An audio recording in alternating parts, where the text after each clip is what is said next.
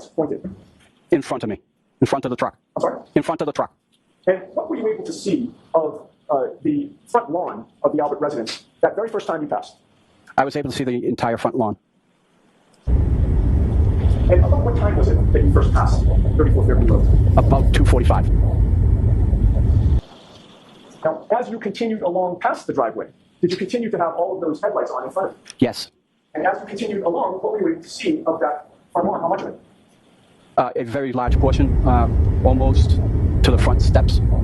And now, when you're plowing, where is your attention focused, sir? My attention's focused in front of me and then to the sides.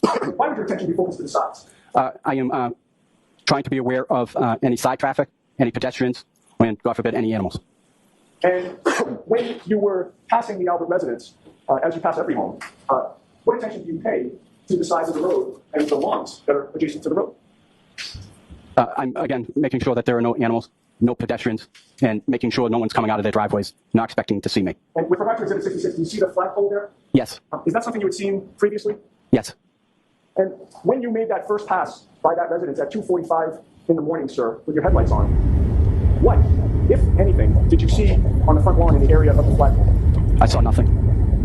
If there had been a 6'2", 200-pound man lying in the snow there, would you have seen it? Objection. Sustained. Recall whether or not there was any conversation or music playing or anything like that in the cars driving away? Yeah, it was chitter chatter. You know, my wife was turned towards me, like turned in, talking to the girls behind me. I know at one point somebody was joking about, I don't know, peanut butter and jelly sandwich or something, something about bread. I forget what it was. And then I drove up the street. And as you were driving up the street and away from the residence of Fairview, what, if anything, did you observe normal on the side of the road, looking inside of the road? I was not. I was focusing on the snow coming down, the windshield wipers, and driving up the street. And fair to say you didn't see anything in the yard or anything like that? That's correct. During the course of you walking out the door, heading to your Jeep, you didn't see anything out of the ordinary in the yard, correct? No. You certainly didn't see a body in the yard. Of course not. Now, you get in your car, and it's facing directly toward the flagpole, correct? It's facing directly up the street. The flagpole would be off to the 1 o'clock. Right. So just a few degrees off to the right, the flagpole is, correct? It's off to the right. Just a few degrees. I don't know how many degrees, but it's off to the right. Well, you just said 1 o'clock. You're Yes. a former military guy, right? I am. Okay. 1 o'clock means 1 o'clock on watch. 12 o'clock is due north, or right in front of you. 1 o'clock is just a few degrees to the right, correct? That's what you meant. At the 1 o'clock, yes. Okay. So you didn't see a body when you got in your Jeep. No, I did not. Then you turned the engine on, correct? And the wipers, yes. And the lights. Yes. And the lights lit up everything in front of you, correct? Yes. Still didn't see a body, did you? No, I did not. Sitting in the driver's seat, you put the car in gear and you begin to roll forward, right? Yes. But there was a plow on the ground. It scraped for a foot, right? Yes. So you picked it back up, Yes. looked out the windshield to make sure the plow was situated, and continued to roll forward, correct? I knew it was up, and I continued to drive. And as you continue to drive, you're looking ahead of you and probably to your left to make sure that there's no oncoming cars, right? Well, I knew there was no oncoming cars. I was just driving forward. Right. So your focus is directly in front of you. On the road, yes. And everything in your peripheral vision is right in front of you as well, correct? Yes. Nothing obstructing your view. I mean, other than snow on the car. Nothing obstructing your view outside, toward the lawn. When another car parked there, No, I didn't. There was no vehicles in front of me, no. it was the roadway was relatively empty.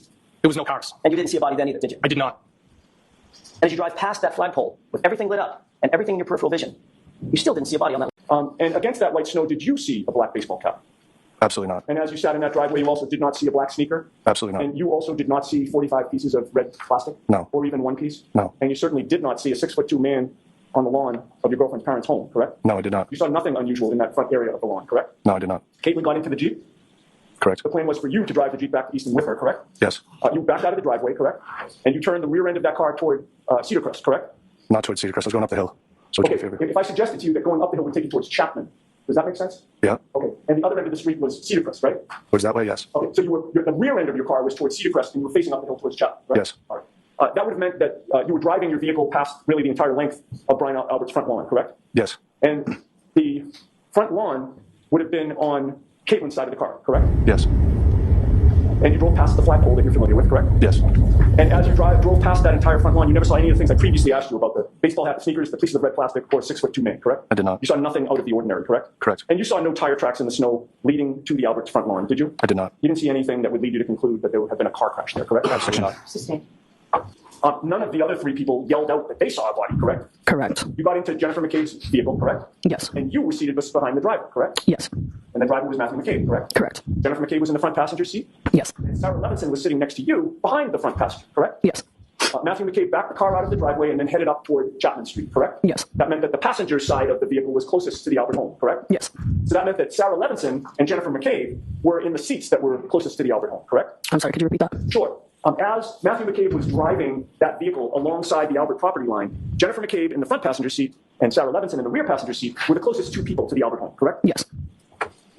And as the car passed in front of the Albert home, you saw no tire tracks in the snow, correct?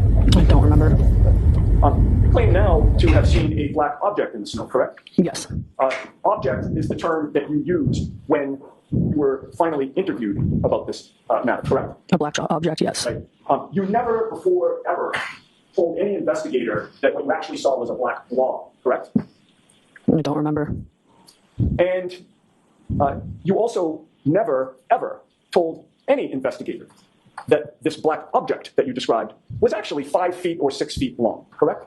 Correct, yes. The very first time you're now mentioning this testimony that this black object, as you describe it, was actually 5 or 6 feet long was just today, after 12 noon on May 14th of 2024, correct? Lally asked me how big it was, so I just told him right now, yeah. Yeah, Lally, when you say Lally, you mean Mr. Lally? Yes, Mr. Lally, correct, yes. Mr.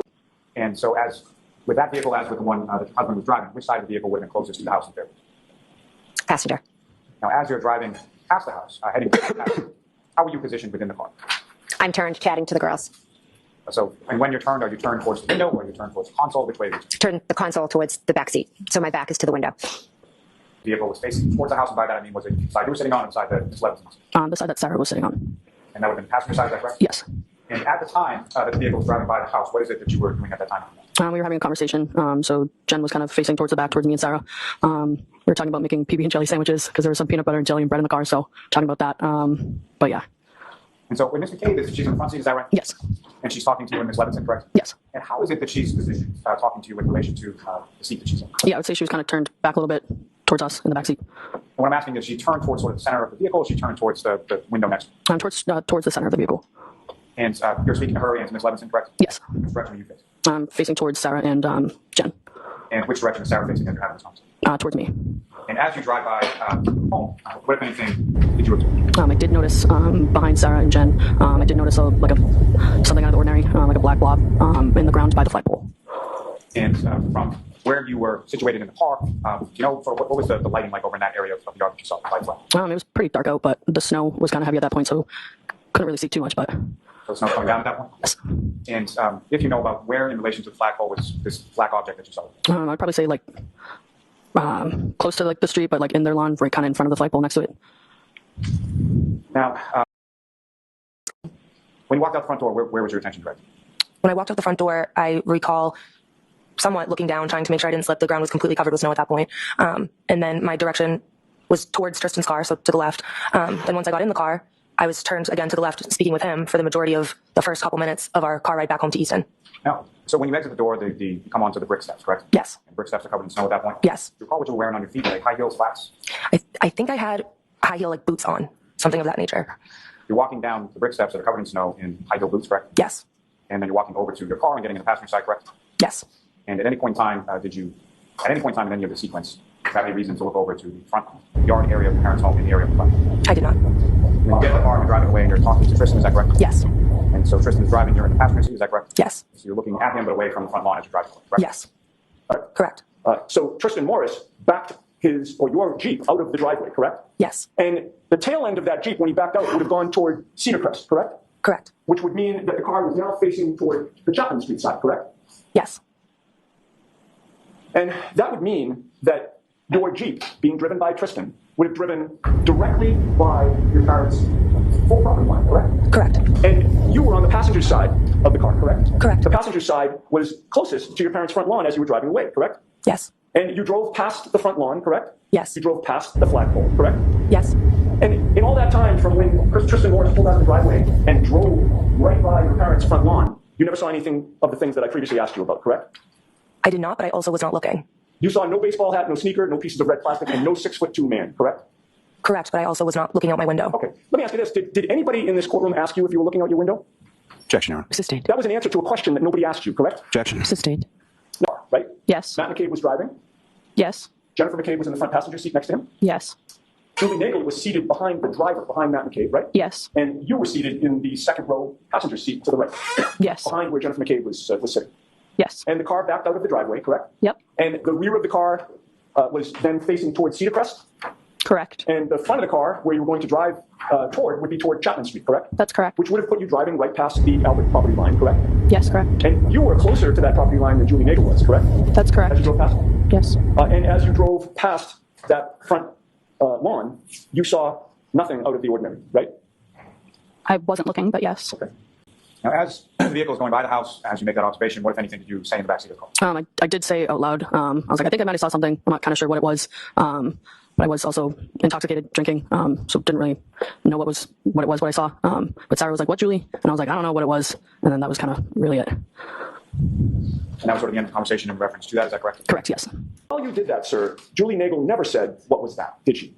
I did not hear Julie say that. She never said she had seen a black object, correct? I did not hear her say that. She never said that she saw a black blob, correct? I did not hear her say that. And she didn't say that the black blob that she supposedly saw was 5 or 6 feet in length, correct? Again, I did not hear her say that. And she never said that she might have seen a person, correct? I did not hear her. You talking about in the car? Correct. Yeah, I did not hear her say it in the car. And you were right there driving, correct? I was driving, obviously focused on the road. The windshield wipers, it was snowing pretty heavily. You didn't have earplugs in. I didn't, but they were all talking in the car. You didn't have AirPods in. No, I didn't. Certainly not the noise cancellation AirPods, correct? Correct. I did not have earplugs in. And you never stopped the car because you never heard Julie Nagel say anything about anybody being in trouble, correct? I did not hear her say it. I did say out loud. I was like, I think I might have saw something. I'm not kind of sure what it was.